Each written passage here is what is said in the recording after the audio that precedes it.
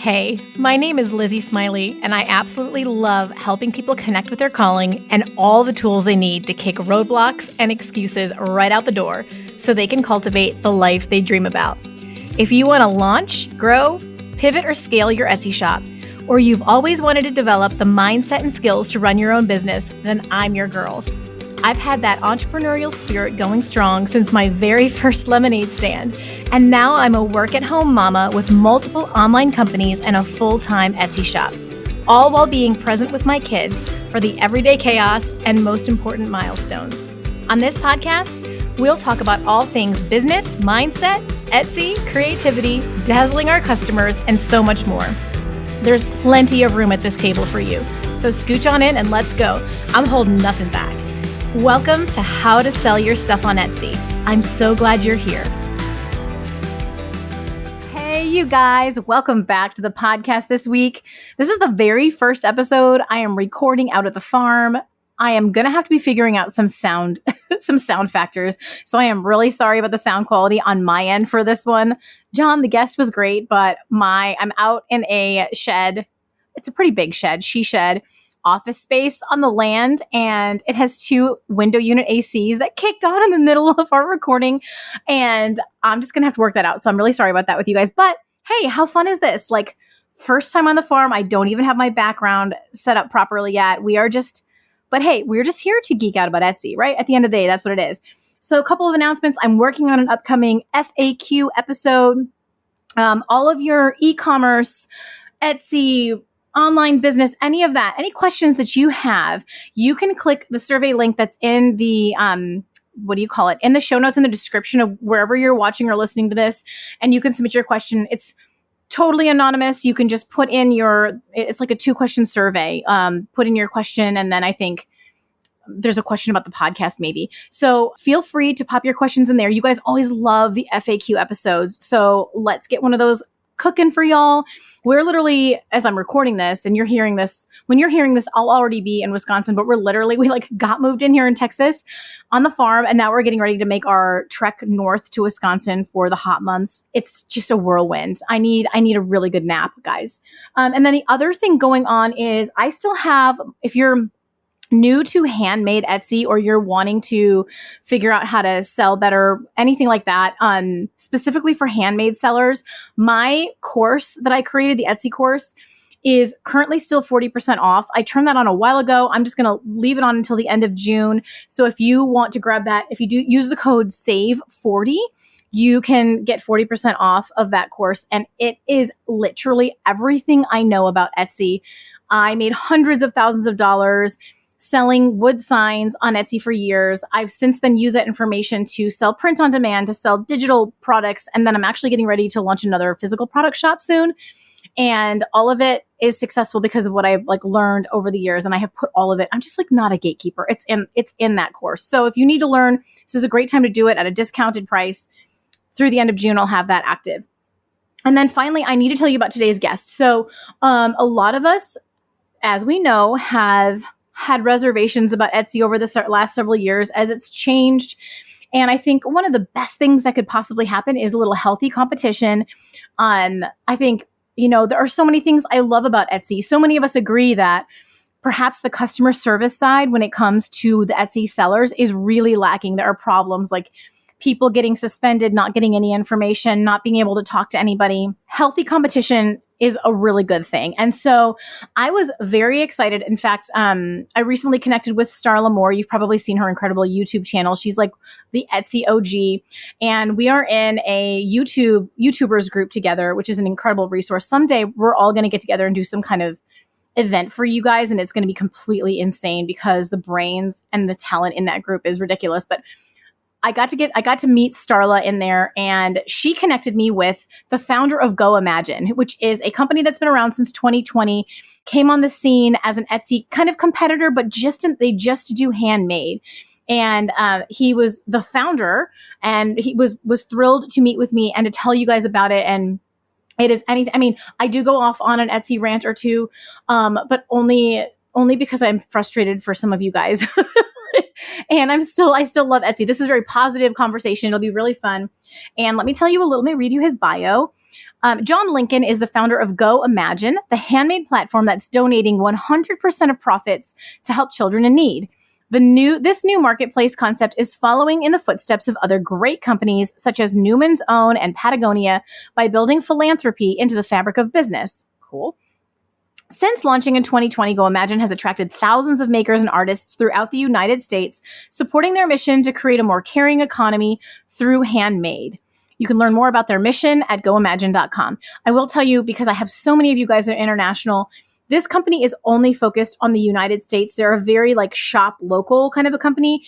There's no immediate plans to expand that down the road. They're kind of trying to get their feet under them now. So I just want to tell, if you came to the podcast today, I still think it's probably worth the listen. We have some really interesting conversation, but unfortunately, GoImagine is just for United States citizens, and they only sell in the United States as well. So just before you spend the time, in case you don't want to.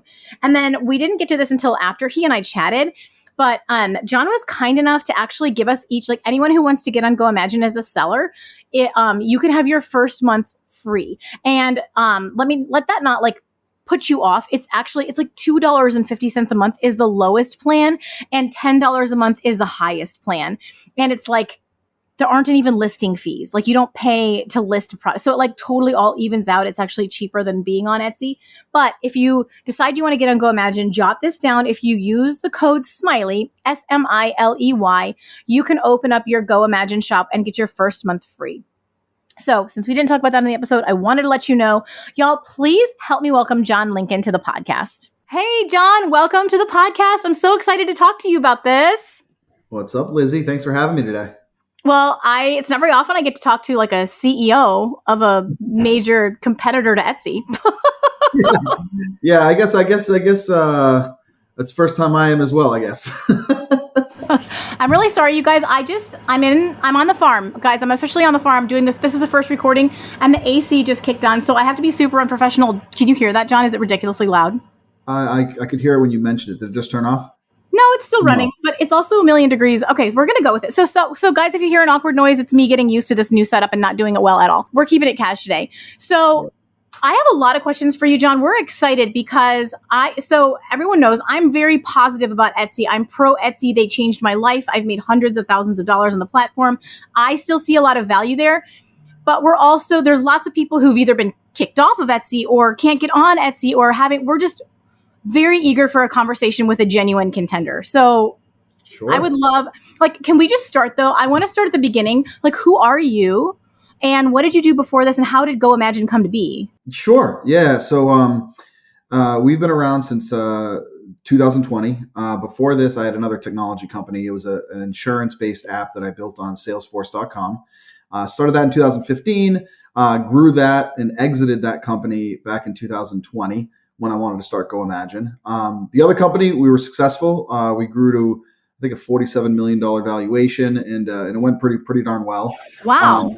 Yeah, no, it was good. It was good. And it still exists. You can check it out if you want. It's called Veruna, Veruna.com, but completely outside of the handmade space. So you're going to see it's all about insurance and everything else. The point is I've always been in technology. I've always been about tech. And I at some point in my last company, I was getting burnt out from only working for shareholders and money, I guess is the best way to put it. After a while, you're working 80 hours a week and you start to question your own purpose in life of what am I getting out of all the time I'm putting in? And other than money, there was very little answer. I had the idea, like most entrepreneurs, I think all of your listeners here who are entrepreneurs, you have 100 ideas a day and 99 of them are terrible. And you got to figure out which is the good idea. And I had the thought of building a philanthropic marketplace where buyers and sellers could transact together, but the profits generated would go to help children in need. That was the premise. It was just how can we leverage the marketplace economy to be a force for social good? And at first, it wasn't even about a handmade marketplace for me. It was about building a new tech platform as a marketplace. Now, I started researching different niches. Do I want to create the Uber to help children in need? Do I want to create the Airbnb to help children in need? And then I came across my friend. Her name is Steph Romke, who is now a partner in the company. And I was talking with her. She's a graphic designer, and she's been a handmade artist for 20 years. And she's always helped me in my other businesses with graphic design. And I was talking to her one day. This is going back to 2019, maybe. And I said, tell me about Etsy. What do you know about Etsy? And she opened up.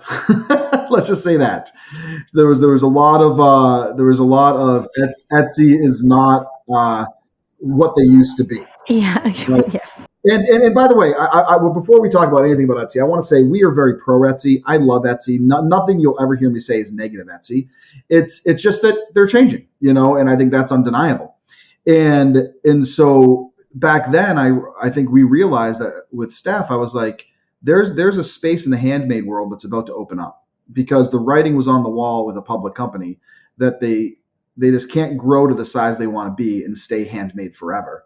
So that's what made me say to Steph, do you want to work with me? Her being the handmade mind and me being the tech brain, and work together to build a platform that's a handmade only platform that's focused on social good.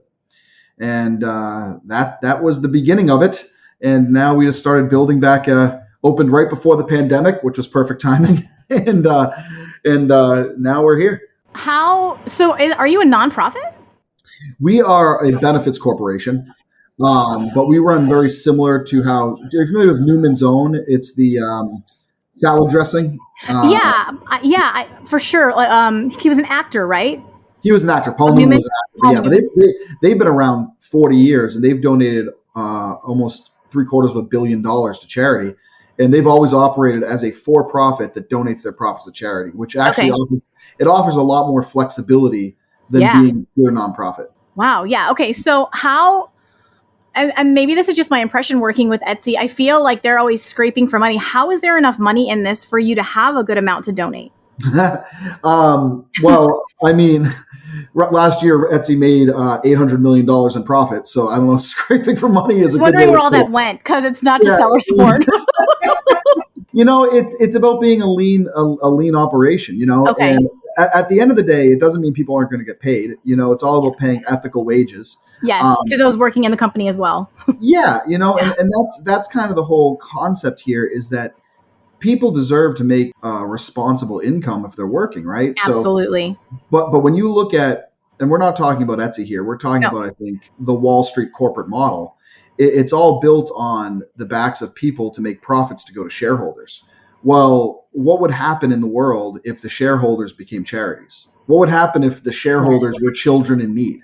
Right? You know what? Sometimes shareholders get no money because the business didn't do well. Yep. Sometimes shareholders make billions of dollars because the company kicks butt.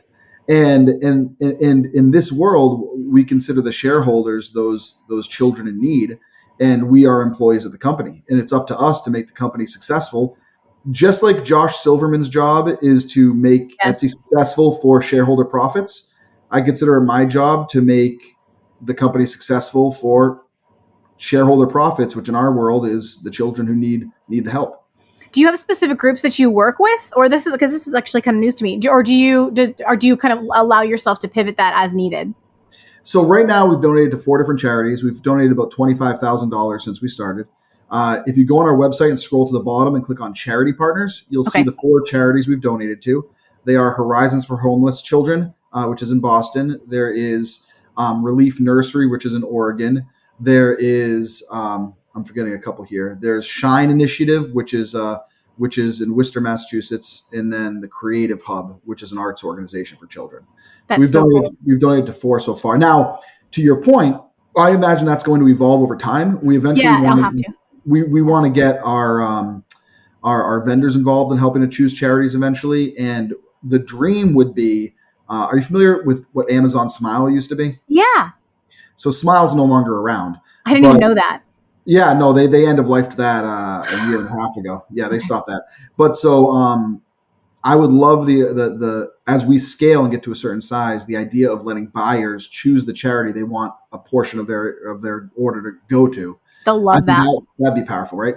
But right now, we don't want to give nickels to 1,000 charities. We rather give thousands of dollars. Yes. It's all about we want to have an impact. Yes. So, yeah.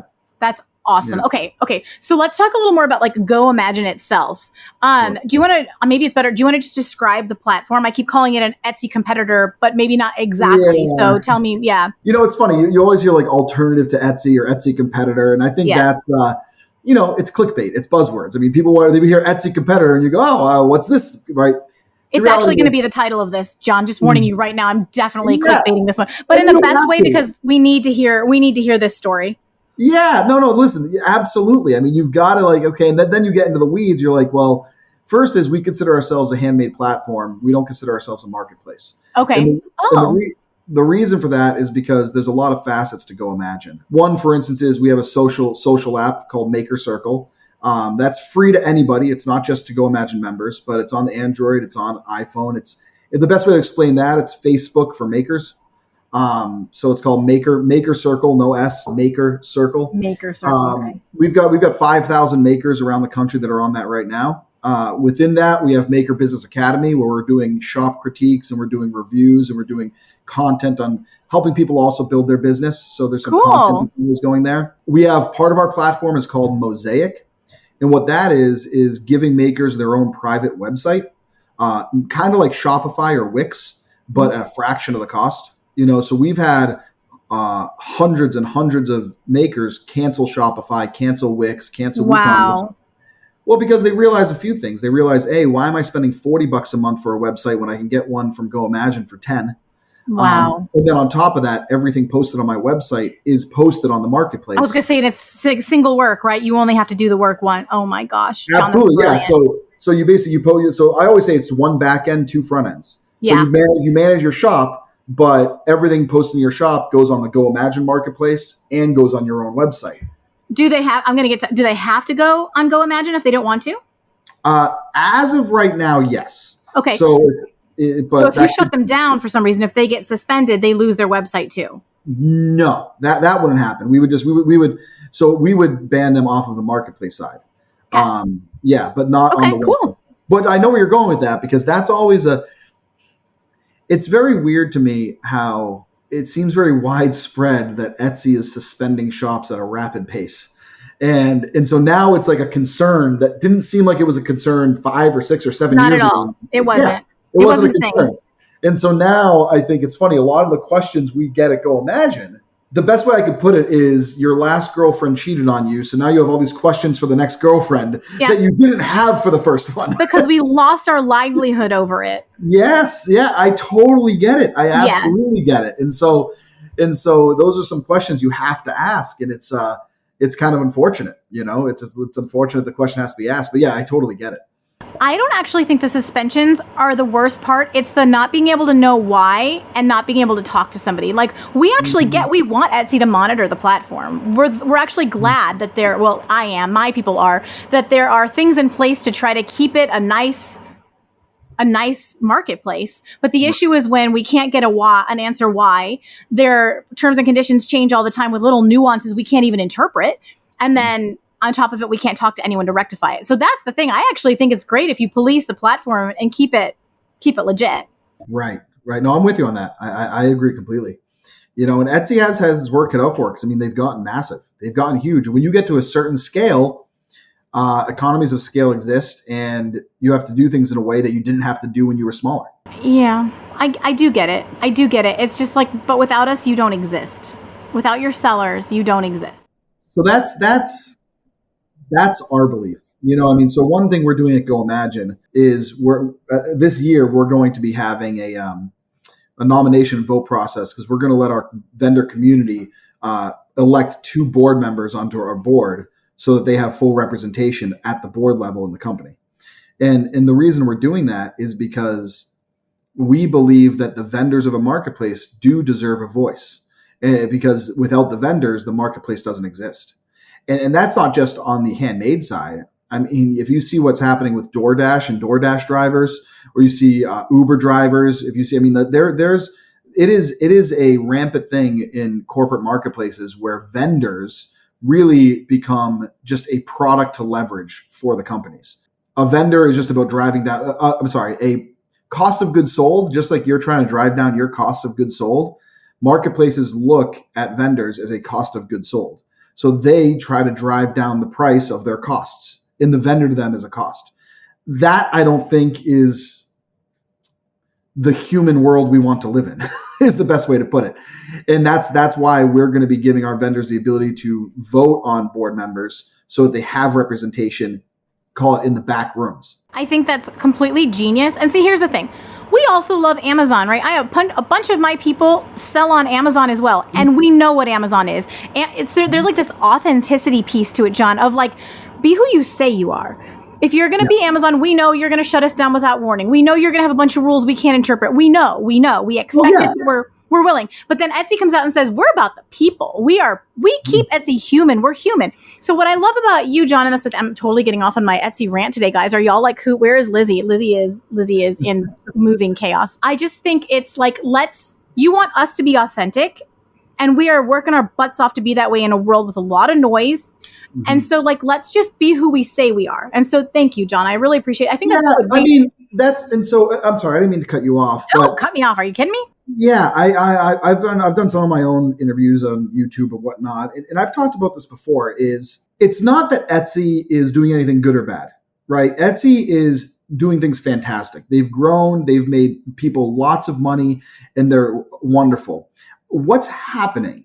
This is just my belief, is that because Etsy is growing and changing, it means the sellers also have to change their relationship with Etsy. Right. And that doesn't mean good or bad. You can still get tons of sales on Etsy. You can still kick ass on Etsy. But don't expect the relationship with Etsy you had in 2010. Or that's just not going to be there anymore because they've grown and they've changed. And that's expected for any company that goes public. It's just the unfortunate thing is, I think for a lot of makers, they feel scorned. They feel that they were duped at some point, thinking Etsy would be one thing and Etsy turned out to be something else. But if you can get over the scorned aspect, just realize, hey, this is a place that I can make a lot of money, do really well, kick some butt, but they're not going to care about me. Do that. And then when you want to have some love and want to have some community, come on to GoImagine, and you'll get all the love you need thrown at you. And then I've said to people before, I'm like, we're not an alternative to Etsy. We're the yin to Etsy's yang, and you kind of want both. You want the one that's the community you can make money on, and then you want the one that's just a capitalist, just crank out the dollars machine. Yeah. and with both, like in my dream world, it's that we as GoImagine continues to grow, we are going to be successful and be driving sales to sellers, but we'll fit in a way that maybe is never even as big as Etsy, but gives the maker community what they've always wanted. One place to just focus on the dollars and another place to focus on the community. And between the two, you have what you've always wanted. Is that kind of you have such a very healthy perspective on it, and I didn't even mean like to go this direction. I definitely want to focus on like what is what is good. You're so right. You're dealing with my ex baggage right now. This is more of a therapy session for you, Lizzie. Oh, that's so funny. Okay, so here's the thing. When I took a peek, and actually I'm getting ready to launch a handmade product, which I haven't done in years on Etsy. And I'm gonna my dream has always been for my brand, how to sell your stuff, to have content for all different platforms. And so I'm really hoping to be able to put my product up on GoImagine and run a shop there, and then be creating content telling people about you guys and my experience there. So this could be kind of fun, Jon. But the interface seems very similar. It seems very like you go and it feels like, okay, this is a. I know you said it's not a marketplace, but you can immediately tell from the homepage. It is. So GoImagine itself is a marketplace. From the buyer perspective, it is purely a marketplace. I was just saying that we do a lot outside of just being a marketplace for the seller community. Okay. But to the public, we're a marketplace. I don't want to get too off on that. Hey there, How to Sell Your Stuff fam. Real quick, I want to make sure you guys know about my most popular free resource that's waiting for you over on my website. Seriously, thousands of people have downloaded this puppy because it's so packed with meaty tips to help you get more sales in your Etsy shop. So first of all, just a little background, or this won't mean much to you at all. But in case you don't know my story, when I first started my Etsy shop in 2016, I had been blogging for a while and had built a decent following on Facebook. We did a nursery reveal for some DIY reclaimed wood signs that my husband built, and we painted with homemade stencils. so cringeworthy now. And a few of my followers were like, oh my gosh, those are so cute. They're so rustic. Where can I buy those? And so as you can imagine, the wheels were just turning in my entrepreneurial little mind.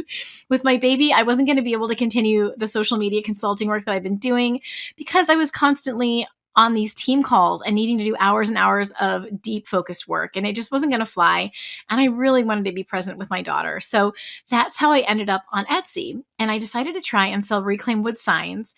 It was the height of the farmhouse craze. So just imagine, like, thank you to the lovely Joanna Gaines, everything farmhouse, everything painted wood. And I thought with my blog followers, I might just have a bit of a leg up. But I was wrong. I was dead wrong. I put in the hours. I got my first round of products ready, photographed meticulously, put together my listings, clicked publish, and absolutely nothing happened. And I think I made $60 total in the first few months because of my blog followers.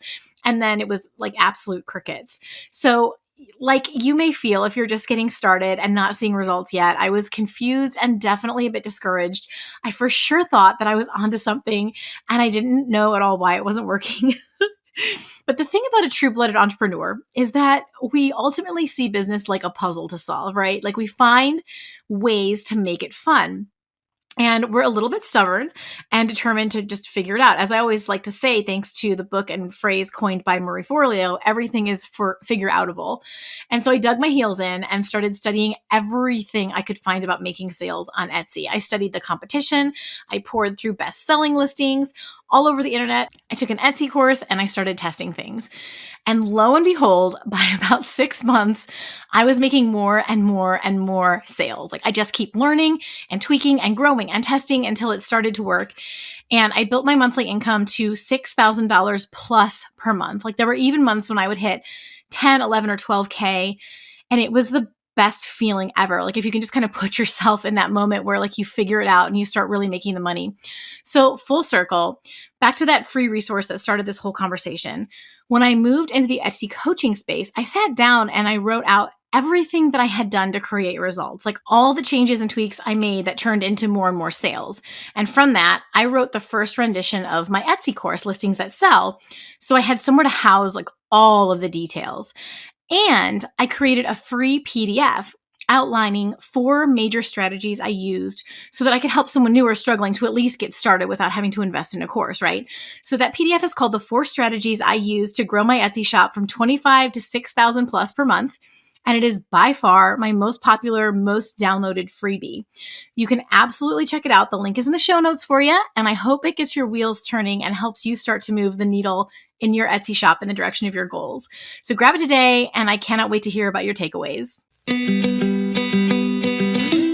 Yeah, well, and the feel is very, and you know, for being a smaller, newer company, the website feel is very professional. Like it's not clunky. There were some others, I can't even remember. I looked at them a few years ago when I did a 7 marketplaces similar to Etsy. This was back in 2021. And I couldn't believe how awful the interfaces were. I mean, yours feels better than eBay, in my opinion. eBay's gotten weird. I mean, eBay, it's just like they've gotten into a kind of a online flea market, right? Yeah. Yeah, you're like, I mean, how are they this big of a company? And it just feels like you've walked into some sort of wholesale. It's weird. Where are they based out of? I have California. They're really? Okay. I'm just like, is this I think eBay was because of the Bay, San Francisco Bay, I think. Okay. Well, then that's shocking. But yours is beautiful. Is there anything we need to know, people considering selling over there? You know, what can they sell, and what is the interface like? Would it be very similar to setting up an Etsy shop? Yeah, sure. So first off, we're handmade only. We don't do vintage. We don't do POD. We don't do drop shipping. We are a handmade platform, and anyone who's considering selling, I always recommend check out our handmade guidelines. They're not too strict. I think they're pretty straightforward. If you make it by hand, it's handmade. It's usually, I think that the term handmade over time has had a lot of debates about what handmade is. I think because Etsy, who's the king of handmade, has over time loosened the term handmade. Yep. It changes. So for us, I think we're a little more strict on what we say is handmade, but definitely check out the handmade guidelines. And what was the other question you had? Setting up. Yeah, it's a similar process. Yeah, I mean it's very similar. We have a new seller dashboard that we're pretty excited about. There are some differences. We hear from people that for instance, the things we hear from my sellers is options and shipping setup can seem more difficult at first because it's not the same exact way that Etsy does it. But once you figure out how to do it, it's actually more flexible and offers more options than Etsy, Okay. which people seem to love. Right? So I think that most of it's the same. I think options and shipping are the two things I hear the most about that have a little bit of a learning curve. Do you mean options like variations? Like if people want to choose a different size? Okay. Yeah, because you can have unlimited options on our platform. Oh, wow. So that's a lot of SKUs. You could certainly do that if you wanted to. And you can certainly set it up a lot of different ways. There's a lot of flexibility in how you can create them, where I think Etsy's a little more strict in how you can create them. Yeah, you can only have so many, which, I mean, algorithm-wise makes sense. I'm sorry, guys. My cat is scratching my leg, so she's coming up. Do you like cats? Yeah. Are you more of a dog person? No, I like both. I like both. It's the same, yeah. They're both good. So what about, are you integrated with shipping? Is USPS and all that right? Is it the same thing where we can print labels that way? Because that's a big headache. Yeah, so right now, automated calculation happens. So by default, the calculation is for USPS, Ground Advantage, and Priority. So the calculation for shipping is actually automatic unless you change it. So some want to do flat rate shipping, some want to do other types. Yes. For us, it's by default, it's set up with real-time shipping, so you don't have to touch it if you don't want to. We did have an integration with Shippo for shipping, printing shipping labels. With our new dashboard, we have to rebuild that. But that's what we're looking to do is build that integration again to be able to print labels directly from the system. Okay, so right now, would we need to go over to USPS.com to actually create the label? That or Pirate Ship or Shippo or ShipStation. Will it integrate with Pirate Ship? It doesn't integrate right now with Pirate Ship. In fact, I've reached out to Pirate Ship 3 times, and each time they've gotten back to me saying that they're not integrating with anyone new, which was weird to me. I was like, why are you? Yeah, it was very weird. They don't have an open API. They have to do the integration, which is different because companies like Shippo, if you know Shippo or ShipStation. I've never heard of it. A ShipStation, I know. Yeah, I never heard of Shippo. Yeah, Shippo is just, they're just like Pirate Ship, if you go to shippo.com. But it's just discounted commercial labels, is what it is. Okay, well, that's a big deal. It saves us a lot of money. Yeah, oh yeah. You don't want to go directly to USPS and print the label. You definitely should use Pirate Ship or Shippo. ShipStation you have to pay for, so that's tough. But if you're high volume, it's worth it. And then do you guys have something comparable to Etsy ads? No, not right now. Right now, so the way we don't charge anything extra for you to have ads or anything like that. Everything that posts on our website, we automatically feed into Google and Google Shopping. So all your products in GoImagine are also seen on Google Shopping. Okay. We run our own sponsored ads on Google Shopping. So if you search for a product title that is in GoImagine and you search it in Google, odds are on the top page, you'll probably find it on Google. That's where SEO comes into play, because I don't think a lot of people even realize the power of SEO isn't just SEO on the platform you're on. It's the fact that platform is feeding into Google, and all the traffic in the world is on Google. But how do you rank on Google? How do you get up on Google? That's where all the SEO magic has to take place. I'm thinking through how the Etsy algorithm works and how there's the SEO factor, but there's also they've got they're 7 to 10 things that affect how you show up in the search results. Right.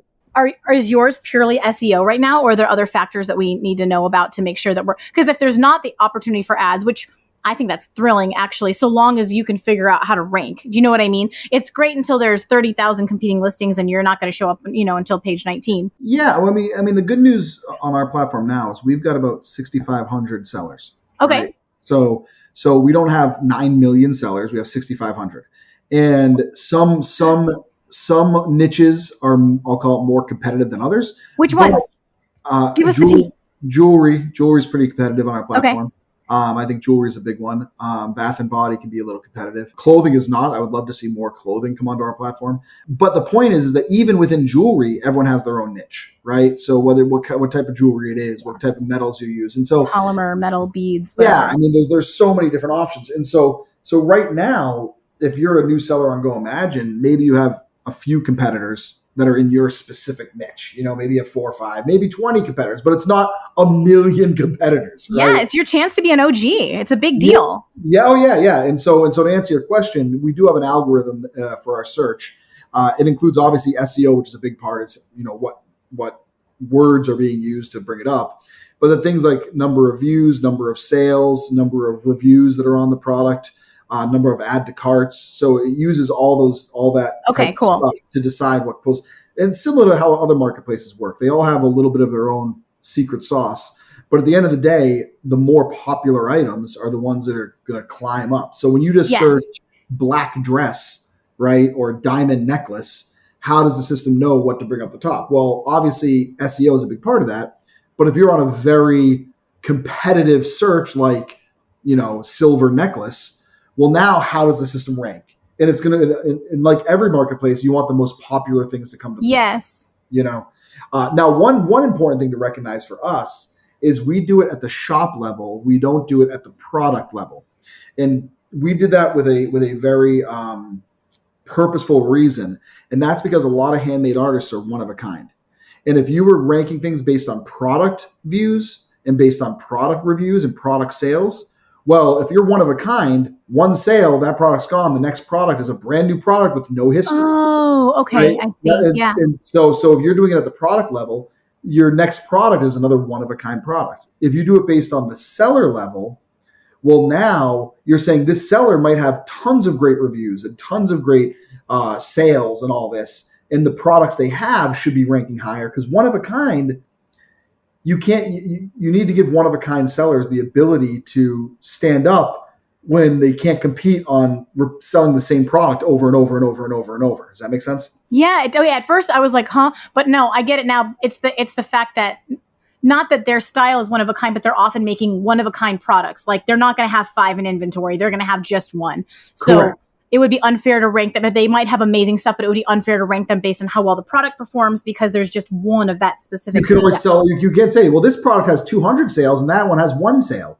Well, of course, there's 1 sale. There's only one of them. Yes. Okay. Yeah. Wow. We're not trained that way at all on Etsy, other than vintage. Right. Well, but see, that's one of the things like with Etsy, which is different. Like, as a handmade platform, one of a kind is one of a kind. It's different. It's not like what would it be on Amazon where how many Nike shoes were sold by that one seller.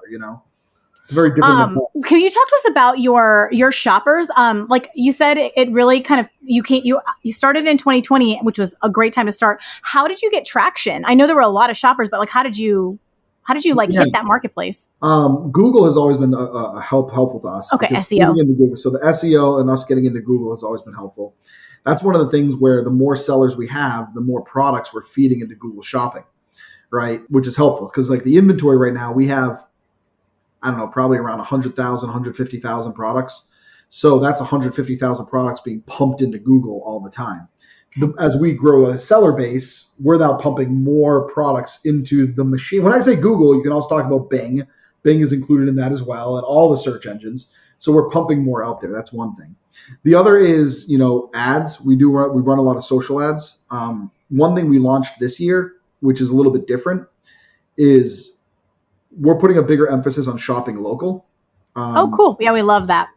It's something where I think as any company, and this is now talking business strategy more than anything else, is how do you differentiate yourself? It's something that your sellers, your listeners are probably thinking about their own business. How do you differentiate yourself? What are you doing so that you're not just another marketplace doing the same old thing?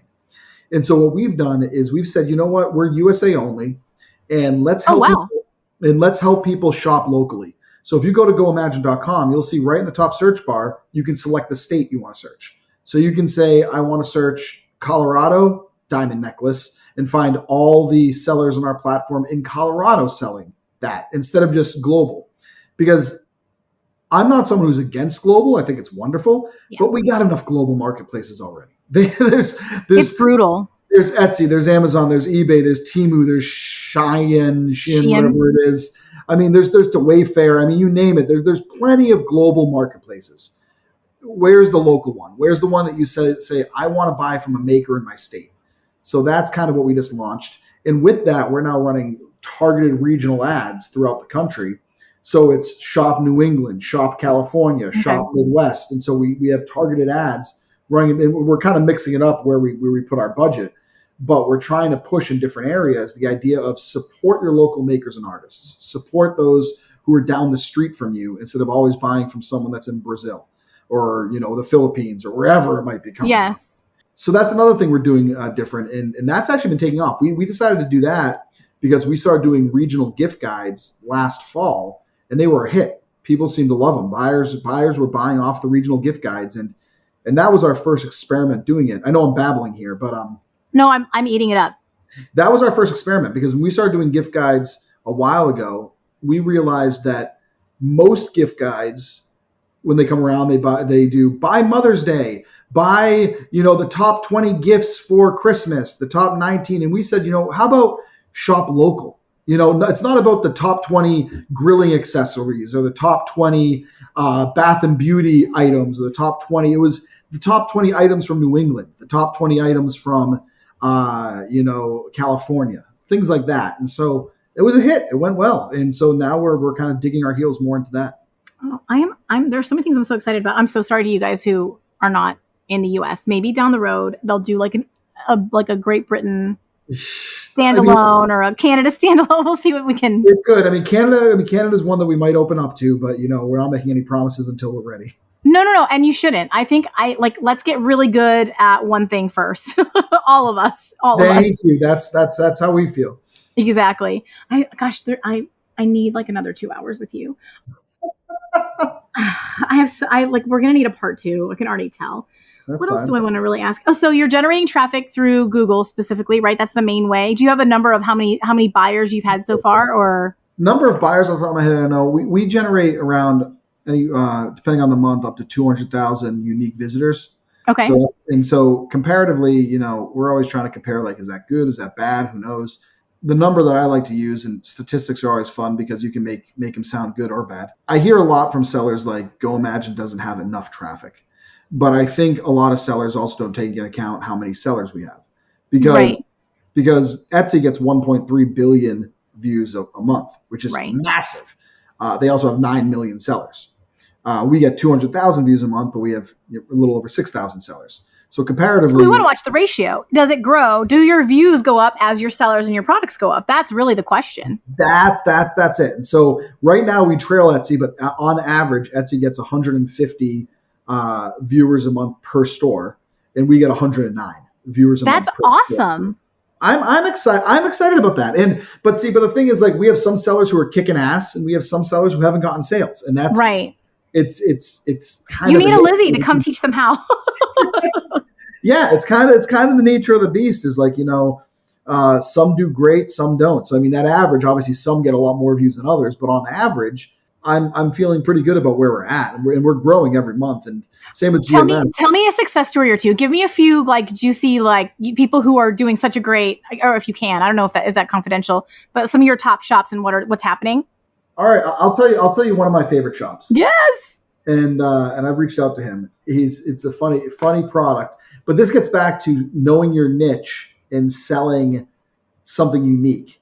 He sells outdoor portable bidets. Cool, for camping. They're camping bidets, and they go on top of the wall. And I think he's going to do. I don't want to say he's going to do high 5 figures this year. Just on GoImagine. Just on GoImagine, yeah. Stop it. Just on GoImagine. But he hit a niche, and people are looking for it. People are Googling for outdoor bidets. They're looking for that stuff. And that gets back to the idea of selling something where there isn't a ton of competition, right? So he has a product that's in demand. It's hit the market well. It's a good price point. He's done all the SEO stuff he should do. He's done a few YouTube videos and whatnot. And traffic is driving into the platform and finding his product. Yeah. Wow. So he might be a six. This year he might be a 6-figure seller on GoImagine. And is he making them himself, or is he using a manufacturer? And is that allowed, or do you allow? He's making himself. Yeah. So we do not allow manufacturers.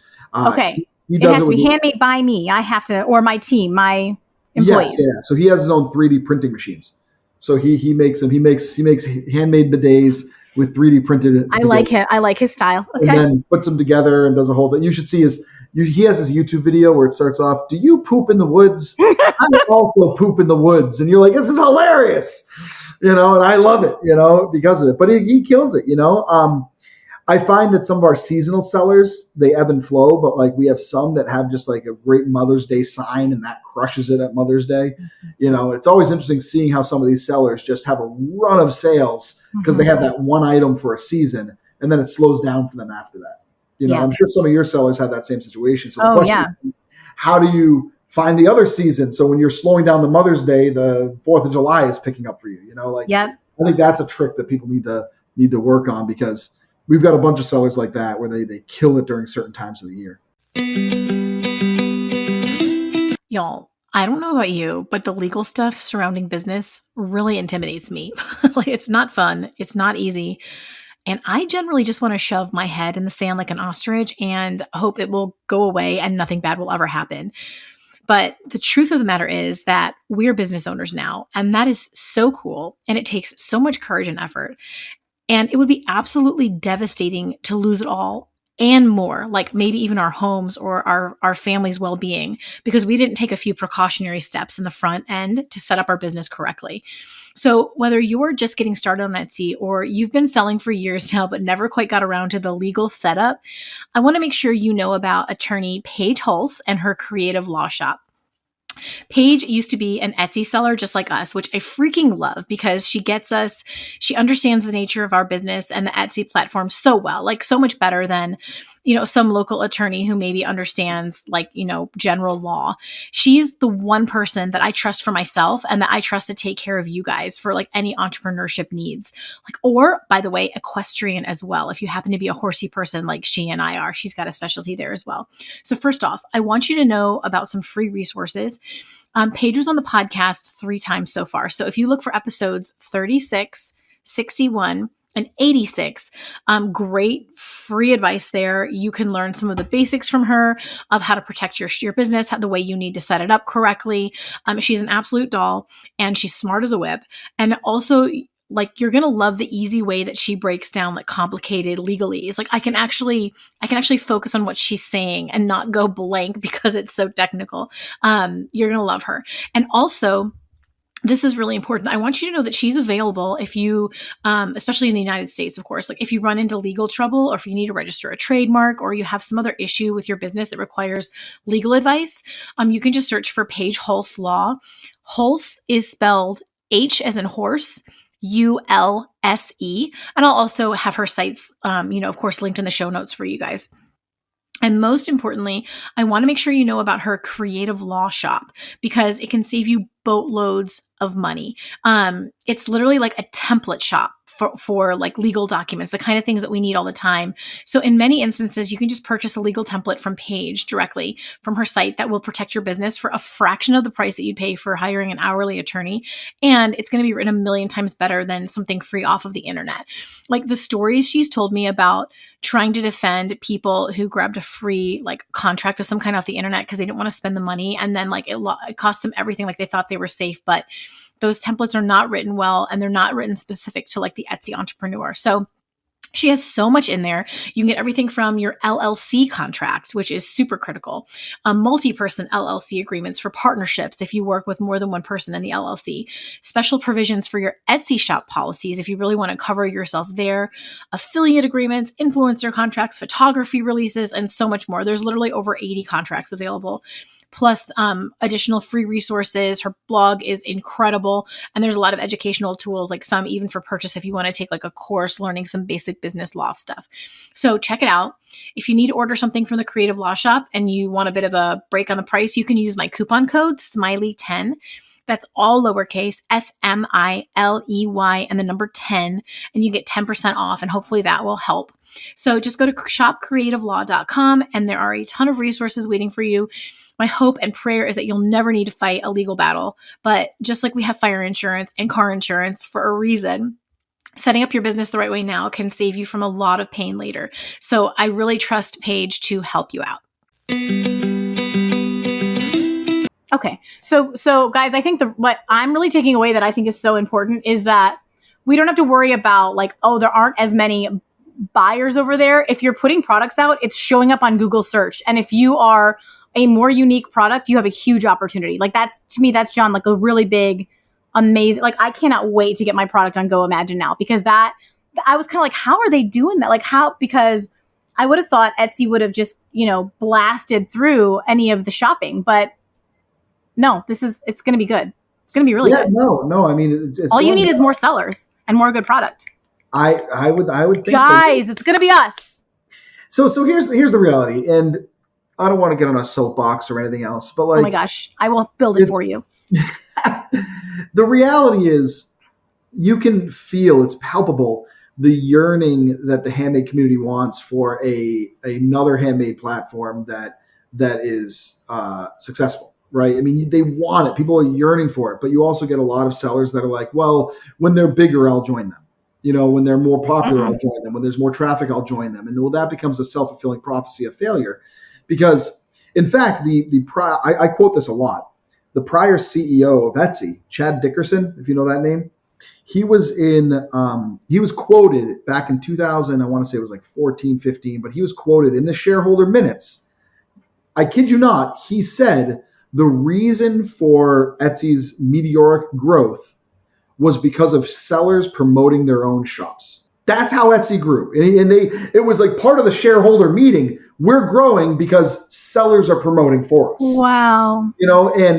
And that's how they grew. For the first decade of Etsy, it was, you would have people not even say they were a handmade business. They would say they were an Etsy seller. It was like a badge. We were an Etsy shop. I'm an Etsy shop. You're an Etsy shop. You sell on Etsy. You're an Etsy shop. You talk to people. Find me on Etsy. I'm on Etsy. Where are you, Etsy? And so Etsy got millions of sellers all saying they're on Etsy. And then eventually, and this is business, eventually you have what's called the flywheel effect of any marketplace. More sellers means more buyers. More buyers means more sellers. More sellers mean more buyers. And then it starts to take off. Then you hit a tipping point where you're generating enough income that you can start increasing your marketing spend to the point where now you start doing more and more marketing, drawing more buyers through your marketing spend. People don't realize that Etsy ran their first TV commercial 3 years ago. Yeah. Like it was 12 years into their business that they actually ran a TV commercial. And then like, well, people ask, GoImagine, like, when are you going to run TV ads? And you're like, well, we're still a baby, But the point is that whether it's GoImagine or another handmade marketplace, I'm not sure if another one that's viable, but at the end of the day, the only way the handmade community gets what they want is by the handmade community building it. That's the only way. Because if you wait for the next shareholder-based company to put in venture capital to do it, you're just going to get another Etsy. You're just going to get another Wall Street built company that's not going to treat the vendors you want to be treated. I mean, we're never going to go public. That's not what we're here for, right? But there's only two ways, and I've said this before, there's only two ways a company can succeed. A, through a lot of venture capital investments from shareholders that just want a return on their money, or from a community supporting them. Word of mouth. Yep. Word of mouth supporting them. Our lowest plan is $2.50 a month, right? It's almost like, I think, I don't want to get political here, so this isn't going to be a political thing. But you ever hear the politicians that are like, they're all about small donations? Like, we're not taking money from big corporations. It's all small. We've got 1 million people giving us $1, right? Well, we're kind of on that same mission. Our membership is $2.50 a month. We're building our company based on the backs of small small dollar memberships instead of going to an investor, bringing in $20 million. Because once you do that, you're no longer beholden to the vendors. You're now beholden to the investor. And I know, again, I'm on my soapbox, but that's the only way this ever works. I mean, it's that, or you get another Wall Street based marketplace. And I think if you asked any maker on the street what they would want, I'd say 90% would say, we want the one that cares about us. Right?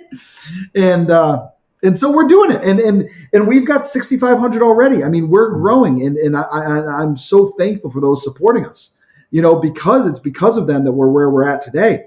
But I'm not going to lie. I have that dream that if I woke up tomorrow and there was 50,000 sellers on us, we would be spending $1 million in advertising tomorrow if 50,000 people joined.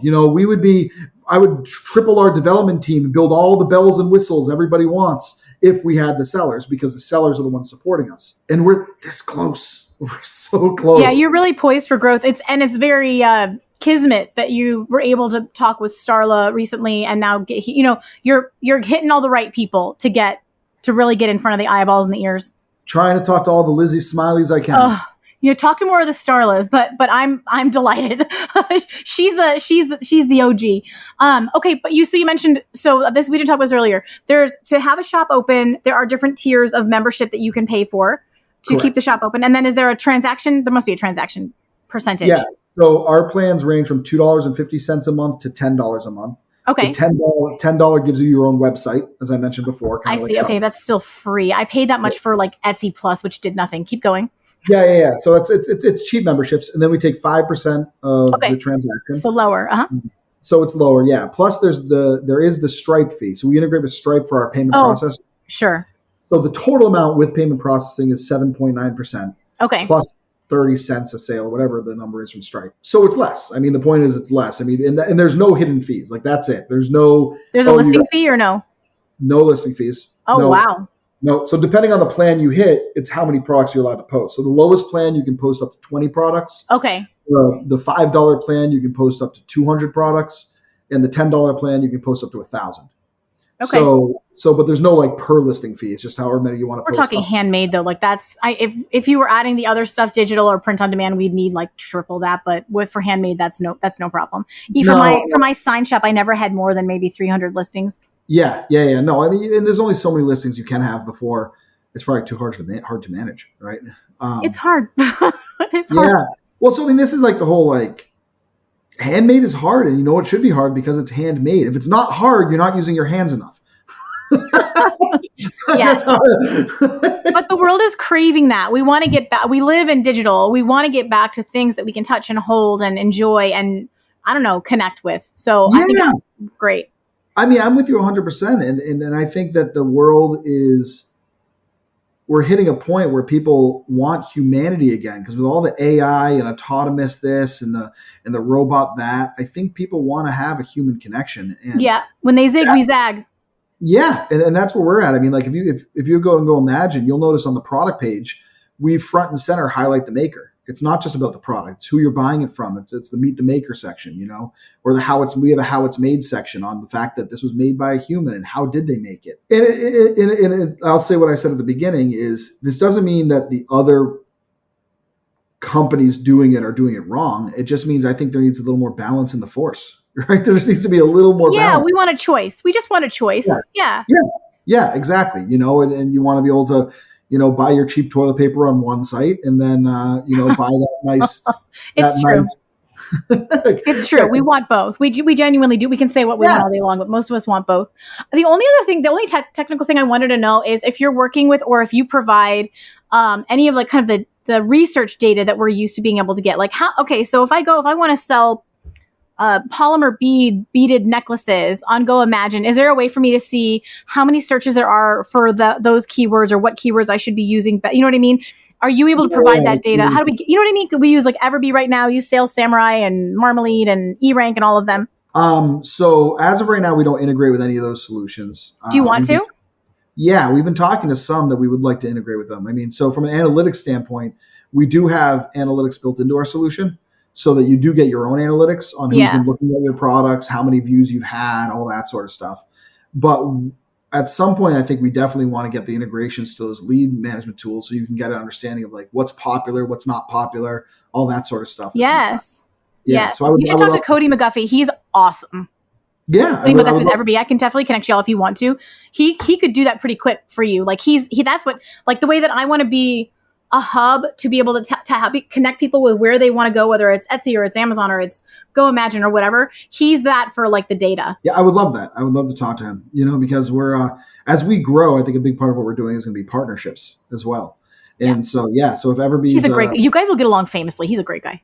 Yeah, I would love it. I would love it if you want to put us in touch. I did not expect you to be so down to earth. I'm so tickled. Yeah. We're a human company. I'm not some, I'll tell you this, the last company I ran, part of the reason I stepped away from it is because I raised about $8 million growing it. We brought in a big board and it got very corporate very quick. And I'm a professional, but I'm not very corporate. Is that a good way to put it? Yeah. Like I take things seriously. I work hard, but we're all human. We all as they say, put our pants on one leg at a time. There's no reason to be, I think a lot of times CEOs or corporations, they're very unapproachable, right? And I think the world wants authenticity right now. They want normalcy. Yes. We at least want the choice, right? We at least want Yeah. So if you want to ever talk with me, I do every Wednesday at 1 p.m. Eastern. I'm on Maker Circle. I do an office hours. Can I link to that? When you send me your stuff, can you send me a link to that? Yeah, I certainly can. Okay. So any of your viewers, if you ever want to talk to me personally, it's Wednesdays at 1 p.m. Eastern. I jump on Maker Circle, and depending how many people are on, we have usually hundreds of listeners, but you can chat questions, talk to me. If there's any burning question you have, I'm happy to answer it. And it's every Wednesday at 1. Okay, awesome. And then how does someone get started on GoImagine as a seller? Where do they need to go and what do they do? GoImagine.com, click on Become a Member. It's at the bottom. And then pick a plan and apply. It's as easy as that. There is an application process. It can take up to 3 days to hear back because our team actually reviews every application with a human. A human's going to look at it? You cannot sell. You're going to apply and you will not be able to get a shop immediately. You'll have to wait till someone looks and approves that what you are. And you'd be surprised. Yeah, I mean, this is just the frustration of because I get where Etsy is at. We have check boxes that are you're in the US, check. You follow our handmade guidelines, check. You don't do drop shipping, check. Then we look at it and you're like, wait a second, you're not in the US, you do drop shipping, and you're why are you agreeing to these terms and trying to get a shop in it? But yes. They do it. People don't care. They just try to get through it. And it's disappointing where it's there's so many places to sell. I don't know why. I mean, I do know why people are trying to make money, but it just makes our job harder having to comb through these because there are people trying to slide through that, even though they're accepting our terms or are not accepting our terms. See, and this is why I have empathy for what Etsy's dealing, what they are dealing with. It's still frustrating. And I think laying off hundreds or thousands of people was not helpful. But I get it. They're dealing with that. They're not dealing with the people who are in my audience, who are the most authentic, lovely, hardworking, handmade creators that there are. They're dealing with people all over the world trying to scam everything. So it's hard. It's hard. And then to do it in a cost effective way, they try to automate it with AI and all this stuff. And I get it, but then, it screws other people. And it's a world that I'm happy we don't have to deal with that level. So you don't have AI working on GoImagine at this point? We do not. We're an all human company. You reach out to support, you'll get a human to get back to you within 24 hours. And we are as human as it gets. Okay. Except for me, I'm a robot. You're clearly a robot. That was my first inclination. So going to GoImagine.com, and then the best place really to connect with you or to kind of keep following the story is through the Maker Circle. There's that, or if you're on Facebook, I don't go live there, but we have a community of 10,000 members that are on the Facebook GoImagine group. The official group, there's 6 GoImagine groups now. The one that's the one we run is the GoImagine, I think it's called the Official Makers group. Okay. So they can join Facebook group. And that's where I think a lot of our sellers get started. They start to just meet the community. So before they even apply, they join the community. They, what's the word? They lurk for a little bit, see what it's like, and then realize, oh no, I do like this, and they join. So a first free step is to join Maker Circle and join our Facebook group. Okay. Well, we'll make sure and link those in the show notes. Jon, thank you so much for your time today and for your just being such an open book. What a breath of fresh air. I'm a little in shock. Do you know what I mean? I'm almost kind of did this just happen? It did. It's just not normal. So thank you for being not normal. Oh, well, I appreciate you also not being not normal. It's the best type of people. Well, we'll have to keep in touch, and please let me know if there's any way that my community and I can help support you guys other than, hopefully a whole bunch of us will just get on over there and we'll be able to provide some feedback too. I would love it. We love feedback. Did you hear that, guys? They love feedback. I cannot even with all of this. Jon, you're awesome. You guys, thank you so much for listening and hanging out with Jon and me today. Make sure that you check out Maker Circle. That sounds epic. And then you can communicate with Jon directly, sort of through the chat. And until next week, y'all go make something awesome. I love you guys so much. Bye-bye. And that's a wrap on this episode of How to Sell Your Stuff on Etsy. Thanks so much for hanging out with me today. If you're looking for more resources, head on over to howtosellyourstuff.com, where you'll find podcast show notes, all the links from today's episode, the blog, courses, coaching, and more. If this episode was helpful to you, awesome. The greatest compliment I can receive from you is a rate, review, and subscribe on this podcast. Not only will it allow us to connect again on a future episode, it lets me know I'm providing you with value and helps other people find this content more easily. From the bottom of my heart, thank you for your support. Have a great day and see you next time.